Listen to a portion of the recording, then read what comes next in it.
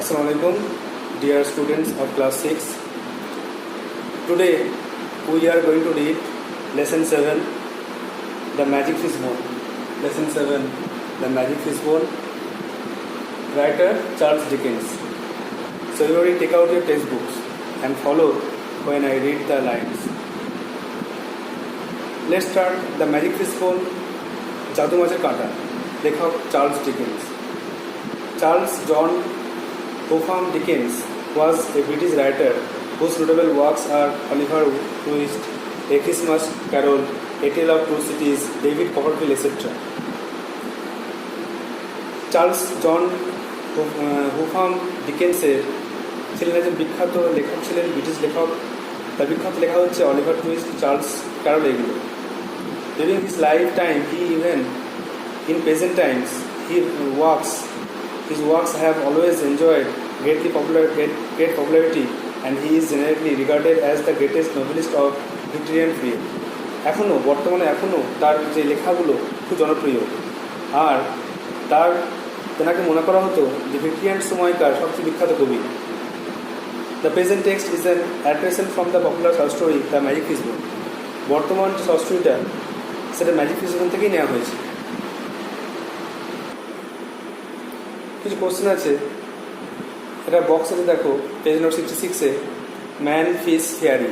মানুষ কী করে, ফিশ কী করে, ফেয়ারি কী করে? প্রথমে ফ্লাই, প্রথমে ভাগ করে নাও। দেখো, মানুষ কী করতে পারে, ফ্লাই। উঠতে পারে কে, ফেয়ারি। ওয়াক, হাঁটতে পারে কে, মানুষ।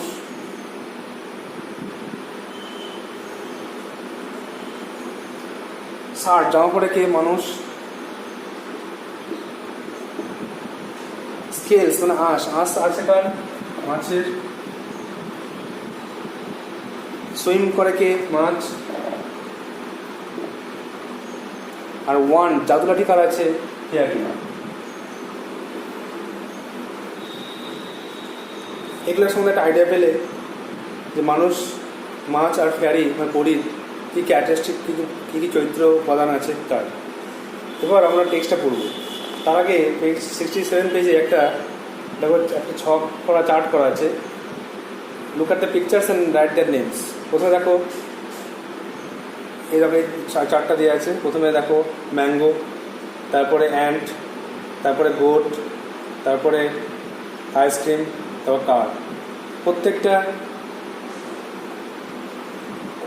ওয়ার্ডের ফার্স্ট লেটার যদি নেওয়া যায় তাহলে কী হয়ে যাবে, ম্যাজিক, MAGIC, ম্যাজিক। এই টেক্সটটা ম্যাজিক নিয়ে কিছু আলোচনা করা আছে। টেক্সটটা পড়ছি, দেখো, বইটা ভালো করে দেখো।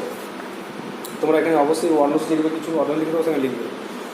দেয়ার was once a king and he had a queen. একদা এক ছিল রাজা এবং তার ছিল একটা রানী। They had several children. তাদের কয়েকটা ছেলেপুলে ছিল, সন্তান ছিল। অ্যালিসিয়া ওয়াজ দ্য এল্ডেস্ট, সবচেয়ে বড় হচ্ছে Alicia. Who looked after the other children, যে অন্যান্য ছেলেমেয়ে দেখাশোনা করতো। The king was in his private profession under the government. রাজা তার ব্যক্তিগত পেশায় সরকার অধীনে কাজ করত। The queen's father had been a medical man out of town. রানীর বাবা ছিলেন একজন ডাক্তার, যিনি শহরের বাইরে থাকতেন। তো সামনেটা বলছি আরেকবার। There was a king and a queen, they had several children. The eldest one was Alicia, and she looked after the other children. And the king worked under the government, and the queen's father was a doctor, was a physician. One day, next paragraph. One day, the king was going to the office. একদিন রাজা officer ছিলেন। When he stopped at the fishmonger shop, যখন তিনি একটা মাছের দোকানে থামলেন। He needed to buy a pound and a half of salmon. তিনি 1.5 pound ওজনের একটা রুই মাছ কিনলেন। স্যামন রুই মাছ কিনলেন। কিছু ওয়ার্ডস আছে, তাও লিখেছি, দেখো। সেকেন্ড প্যারাগ্রাফ পড়ছি। One day the king was going to the office when he stop at the fishmonger shop. একদিন রাজা অফিসার ছিলেন, যেখানে তিনি মাছের দোকানে দাঁড়িয়ে গেলেন অফিসে যাওয়ার পথে। He needed to buy a pound and half of salmon which the queen had requested him to send home. তিনি কিনতে চেয়েছিলেন 1.5 পাউন্ড ওজনের রুই মাছ। স্যামন মানে রুই মাছ, এখানে লেখো স্যামন, MON মানে রুই মাছ। রুই মাছকে বলা হচ্ছে স্যামন। তিনি 1.5 ওজনে স্যামন কিনতে ছিলেন। এখানে দেখো পাউন্ড হচ্ছে ওজনে একক। প্রাইভেট মানুষের মানে ব্যক্তিগত পেশা, গভর্নমেন্ট সরকার, স্যামন রুই মাছ। আর ফিশমঙ্গার মাছের দোকানদার। Which the queen had requested him to send home, যেটা রানী বলেছিলেন যে বাড়ি পাঠাতে। He had not proceeded far after fishing his shopping, তিনি দোকানে কাজ শেষ করে, দোকানে কেনাকাটা শেষ করে বেশি তো এগিয়ে যাননি। হোয়েন দ্য ফিশমঙ্গার্স ইরান বয়, যখন মাছের দোকানের বাজার করা দোকানের ছেলেটি, কাজের ছেলেটি কেম রানিং আফটার হিম, তার পিছু দৌড়ে এলো। রাজা মাছের দোকানে মাছ কেনার পরে একটু পথ এগিয়ে গেলেন, আর সঙ্গে সঙ্গে দোকান থেকে কাজের লোকটা সে ছুটে গেল রাজার কাছে। সে বলল, sir you didn't notice the old lady in our shop, আপনি কি আমার দোকানে বৃদ্ধা মহিলাকে দেখেননি? হোয়াট ওল্ড লেডি, কোন বৃদ্ধা মহিলা? ইনকোয়ার দ্য কিং, রাজা জানতে চাইল। রাজা আস্কড, রাজা জিজ্ঞাসা করলো যে কোন বৃদ্ধা মহিলা? আই স নান, আমি কাউকে দেখিনি। Now the king had not seen any old lady, সত্যি করে রাজা কোনো বৃদ্ধা মহিলাকে দেখেনি। Because she had been invisible to him, কারণ সে ছিল তার কাছে অদৃশ্য। সে ছিল তার কাছে অদৃশ্য। দো ভিজিবল টু দ্য ফিশমঙ্গার বয়, যদিও সে ছিল দোকানের ছেলেটার কাছে দৃশ্যমান। এখানে ভিজিবল তার অপোজিট ইনভিজিবল, দুটো ওয়ার্ড লেখা আছে। দেখো ভিজিবল মানে দৃশ্যমান, ইরান বয় মানে দোকানের কাজের লোক, যে দোকানে কাজ করে। তো সেই ছেলেটি যখন ওই বিদ্যা পরীকে একটা পরীকে দেখতে পেয়েছিল, তখন রাজাকে বলতে গিয়েছিল, রাজা আমার দোকানে দেখেননি একটা বৃদ্ধা মহিলা ছিল, একটা পরী ছিল? তখন রাজা বললেন, আমি দেখিনি, কারণ সেই বৃদ্ধা মহিলাটা ছিল রাজার কাছে অদৃশ্য, কিন্তু মাছের দোকানের ছেলেটার কাছে দৃশ্যমান। কিছু ওয়ার্ডস দিয়ে আছে, দেখো নিচে ওয়ার্ড্রোব ওয়ার্ডস দিয়ে আছে। ফিশমঙ্গার মাছের দোকানদার, ফিশ সেলার। পাউন্ড, এই ইউনিট অফ পাউন্ড হচ্ছে ইউনিট অফ মেজারিং ওয়েট, ওজনের একক। প্রসিডেড, এটা হচ্ছে এগিয়ে যাওয়া, এটা এগিয়ে যাওয়া, মুভ ফরওয়ার্ড। আর ইরান বয় হচ্ছে boy who works under a shopkeeper, দোকানে কাজ করে। তো এই ওয়ার্ডসগুলো অবশ্যই তো মুখস্থ রাখবে, আর এই টেক্সটটা ভালো করে তৈরি করবে। এখন গ্রামার দেখো। সেন্টেন্স মতো হোমওয়ার্ক ছিল, সেন্টেন্সের ভাবগুলো একদিন পড়ালাম। সেন্টেন্সের হোমওয়ার্ক ছিল যে 94 পেজ হলো, 94 page activity 6 B, can we go there. হ্যাঁ, একটা সব মিলিয়ে নাও। Interrogative sentence, interrogative sentence. 2 নম্বরে দেখো, what fun they had, SSC mark দেওয়া আছে, এটা হচ্ছে এক্সক্লেমেটরি সেন্টেন্স। 3 নম্বরে দেখো, সি ওয়াজ নট ওয়েল, হ্যাঁ এটা অ্যাসার্টিভ করো, ASSERTIV, অ্যাসার্টিভ সেন্টেন্স। আর 4 নম্বরে ছিল সিট ডাউন, হ্যাঁ এটা ইম্পারেটিভ করো, ভাব দিয়ে শুরু হচ্ছে, এই জন্য ইম্পারেটিভ, IMPERATIV, ইম্পারেটিভ সেন্টেন্স।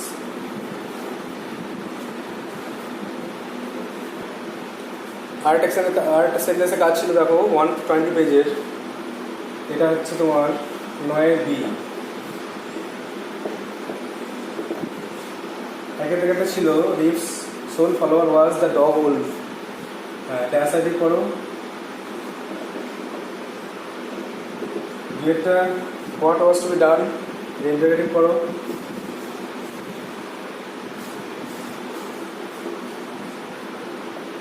তিন নম্বরে দেখো, অল ওয়াজ সাইলেন্স, এটাও অ্যাসার্টিভ।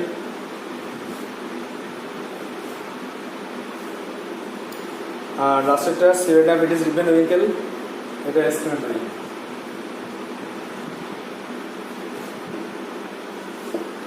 তোমরা একজন স্টুডেন্ট আমাকে অ্যান্সারিং পাঠিয়েছিলে, তো তার দুটো ভুল ছিল, কারেকশন করে নেবে।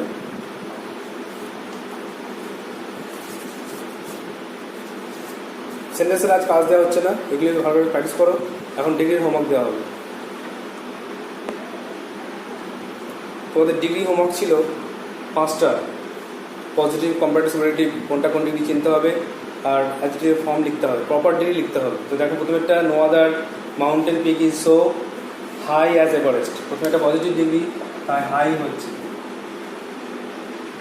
2 নম্বরে Darjeeling is dash than Lava, then আছে কম্পারেটিভ, তাহলে কুলার।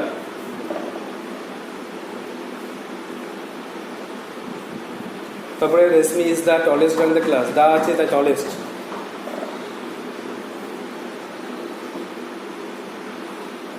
চারটা very few Indian cities are as big as Kolkata, as আছে পজিটিভ, বিগ, বিগ লিখে নাও। 5 নম্বরে রাজধানী এক্সপ্রেস রানস ফাস্ট দেন আছে কম্পারেটিভ বা ফাস্টার, ইয়ার যোগ করে নাও, ফাস্টার।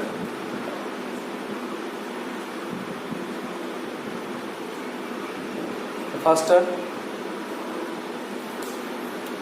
লেখা বুঝতে না পারলে বলছে আর মিলিয়ে নাও, high, cooler, tallest, big, faster. এখন নেক্সট হোমওয়ার্ক দেওয়া হচ্ছে ডিগ্রি। তো ডিগ্রি দেখো 5টা হোমওয়ার্ক দেওয়া হচ্ছে, ভালো করে পড়ছি দেখে নাও। লেখাটা বুঝতে না পারলে আমি মুখে বলছি, ভালো শুনে নেবে। Akbar was dash great than any other empire, Akbar অন্যান্য এম্পায়ার থেকে বড়। গ্রেটের কোন ফর্ম হবে লিখবে, গ্রেটটা no other empire was as ব্র্যাকেটে গ্রেট অ্যাজ আকবর, কোনো এম্পায়ার আকবরের মতো ভালো নয়, বড় নয়। গ্রেটের কোন ফর্ম হবে লিখবে। 3 নম্বরে Akbar was the dash empire, গ্রেটের কোন ফর্ম হবে লিখবে। গ্রেটের ফর্ম জানো, গ্রেটার গ্রেটেস্ট। 4 নম্বরে Kolkata is not as dash ব্র্যাকেটে কুল অ্যাজ সিমলা, মানে as Shimla. Kolkata is not as dash ব্র্যাকেটে কুল অ্যাজ সিমলা, কলকাতা সিমলার মতো ঠান্ডা নয়। লাস্টেরটা Rita is old then Sita. এবার ওল্ডের 3টে ফর্ম লিখবে। ওল্ডের 3টে ফর্ম বলছি শুনে নাও। ওল্ড, ওল্ডার, ওল্ডেস্ট হয়, আবার ওল্ড, এল্ডার, এল্ডেস্ট হয়। কোনো জিনিসের বস্তুর ক্ষেত্রে ওল্ড, ওল্ডার, ওল্ডেস্ট, আর ভাই বোনের ক্ষেত্রে, মানুষের ক্ষেত্রে ওল্ড, এল্ডার, এল্ডেস্ট হয়। এটা বুঝে শোনে উত্তর লিখবে। আশা করি তোমরা এই ক্লাসগুলো বুঝতে পারছো। ডিগ্রি সেন্টেন্স বা টেক্সট পড়ানো হলো, যদি কোনো জায়গায় বুঝতে না পারো আমাকে অবশ্যই হোয়াটসঅ্যাপে বলবে। আর আগের দিন একটা ছেলে একটা কোশ্চেন করেছিলে যে লেসন 6-এর the kite how the little learn to fly, ওখানে একটা কোশ্চেন একের দাগে MCQ, তো তারপরে করতে গিয়ে অন্য কোশ্চেন লিখে দিয়েছিলাম, ও ঠিক করে না একবার। লেসন 6-এর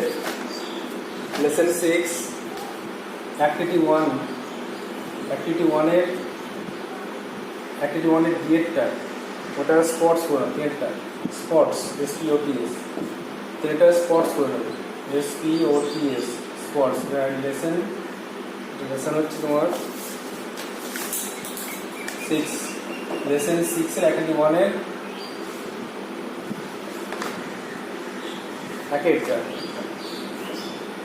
1-এর 3-এরটা স্পটস করে নেবে।